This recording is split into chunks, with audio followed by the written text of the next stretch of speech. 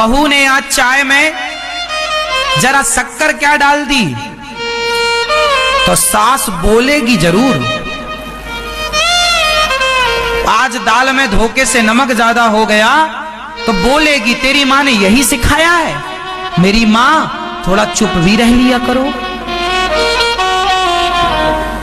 महीने में 29 दिन तो उसने बढ़िया दाल बनाई और एक दिन दाल में जरा नमक ज्यादा हो गया तो आपने ताना मार दिया।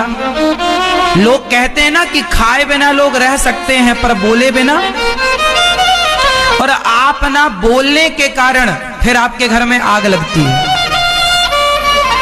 इसलिए मेरी अम्मा, मेरी माँ बहू को बेटी की तरह गलती करती है तो समझाओ, डांटो नहीं।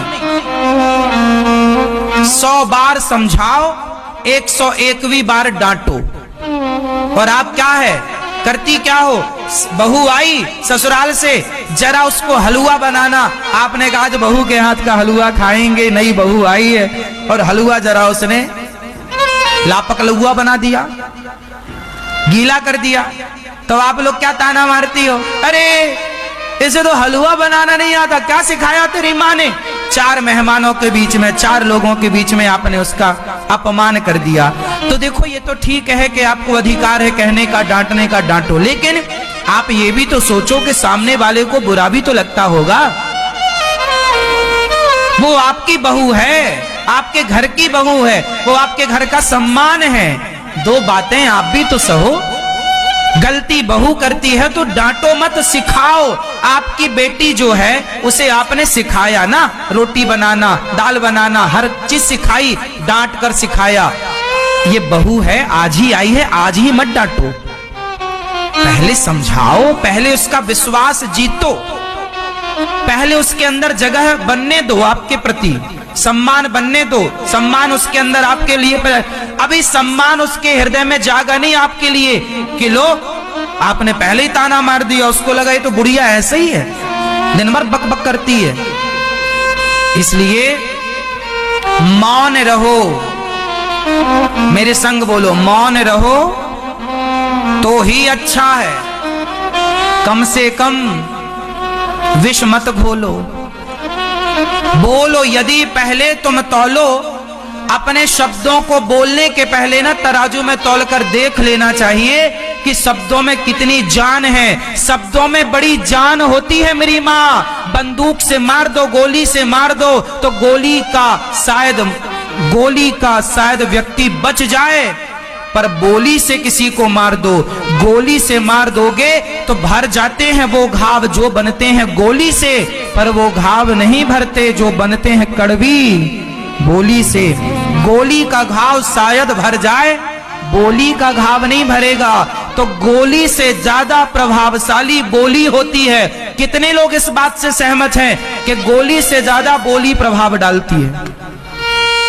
इसलिए मौन रहो, वहां बोलो जहां जरूरत है, उतना बोलो जितने की जरूरत है। व्यर्थ में आप ना दिन भर बोलते हैं, दिन भर क्यों बोलते हैं, थोड़ा मौन रहा करो।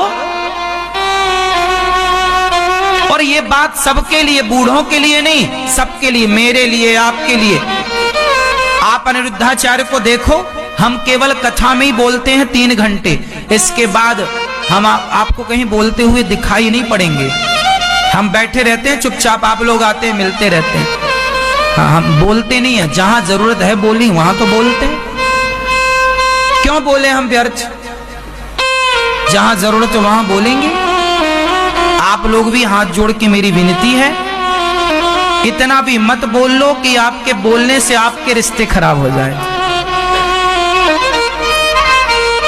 चुप रहा, 24 घंटे में 2 घंटे बोला करो, बाकी 22 घंटे मौन व्रत रखा करो। मौन, हमारा मौन व्रत, नहीं बोलेंगे। बोलो तो भगवान की चर्चा बोलो, अच्छी बातें बोलो, अच्छे से समझाओ। आप लोग ना चिड़चिड़े मत बनो, चुप रहेंगे तो चिड़चिड़े नहीं बनेंगे। अब आप दिन भर बोलेंगे तो बहू भी कितना सुने और बेटा भी कितना। कई बार बेटों को गुस्सा आ जाती है कि पिताजी आप तो बोलते ही रहते हैं उल्टा सीधा, क्यों बोलना, थोड़ा कम बोला करो, कई बार बच्चे अच्छा भी कर रहे हैं ना तो बूढ़े लोग बोलते हैं ऐसा नहीं ऐसा। आज की युवा पीढ़ी है, कुछ अच्छा कर रही है, एक्सपेरिमेंट कर रही है, कुछ नया सोच रही है, नए रास्ते पर चल रही है, थोड़ा करने दो, शायद सफलता मिल जाए, अच्छा बन जाए। नहीं नहीं नहीं नहीं, तू तो मेरे हिसाब से चलेगा। कुछ बूढ़े, कुछ पिता ऐसे होते हैं बच्चों को, नहीं तू मेरे हिसाब से चलेगा, तू नौकरी मत, तू बिजनेस मत कर, नौकरी कर, नौकरी कर लो। वो बिजनेस करके अडानी, अंबानी, टाटा, बिड़ला भी तो बन सकता था, लेकिन आपने नौकर बना दिया। जरूरी नहीं है कि आपके हर निर्णय सही हो।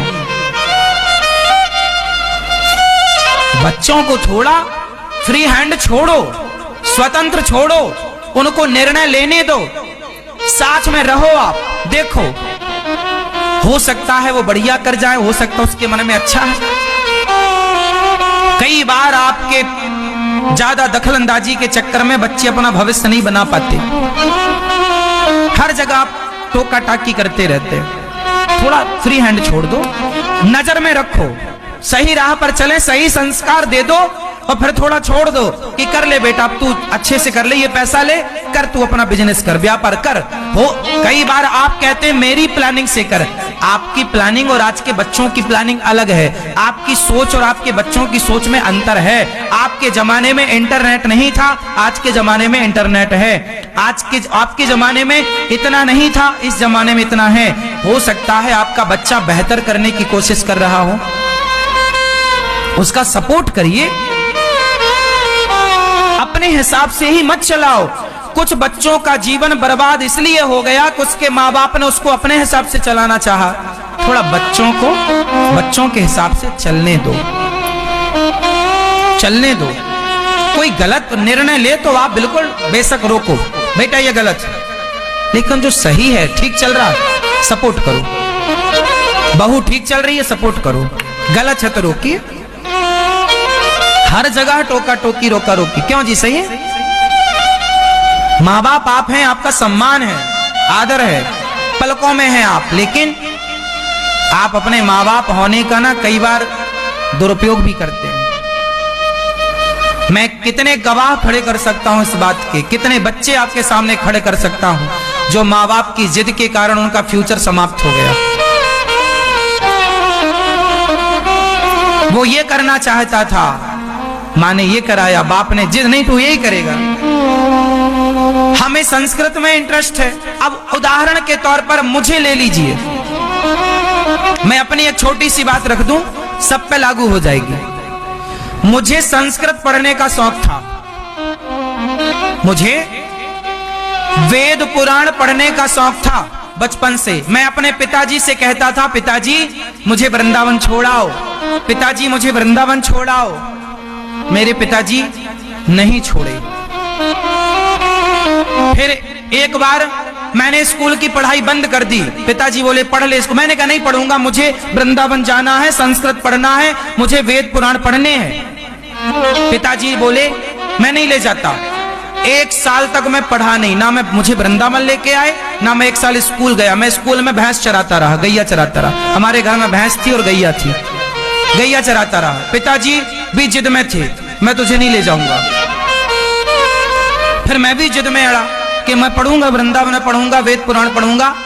मैं एक साल तक खाली गैया चराता रहा, नहीं पढ़ा, मैं स्कूल नहीं गया मैं। फिर मेरी जिद के आगे मेरे पिताजी बोले अच्छा ठीक है चल तुझे वृंदावन छोड़ के आते। फिर वो वृंदावन लाए, और वृंदावन जब लाए तो फिर मैं वृंदावन में पढ़ा, और पढ़कर आपके बीच में बैठा सेवा कर रहा हूं। सोचिए मेरे पिताजी ना लाते, मेरी बात ना मानते, मेरे पिताजी ने नहीं बोला कि तू संस्कृत पढ़ने जा।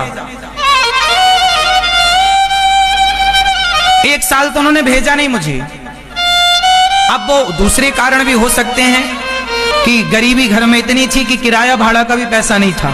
पिताजी अपनी जगह सही है, क्योंकि हमारे जीवन में गरीबी इतनी थी कि एक साल इसीलिए बाद में पिताजी ने बताया कि बेटा किराया ही नहीं था। हम जबलपुर की हमारी जन्मभूमि है, मध्य प्रदेश की, किराया नहीं था तो आए नहीं, साल गुजर गया। पर मैं आया, पढ़ा, तो आज पढ़ के आपके बीच में। सोचिए ना पढ़ाए होते मुझे संस्कृत, मुझे भी स्कूलों में 10वीं 11वीं 12वीं कॉलेज पढ़ाए होते तो मैं भी वहां होता। तो कई मेरी जिद सही थी कि गलत थी? सही थी, मेरे पिता ने उसमें साथ दिया, मैं उनका धन्यवाद करता हूं।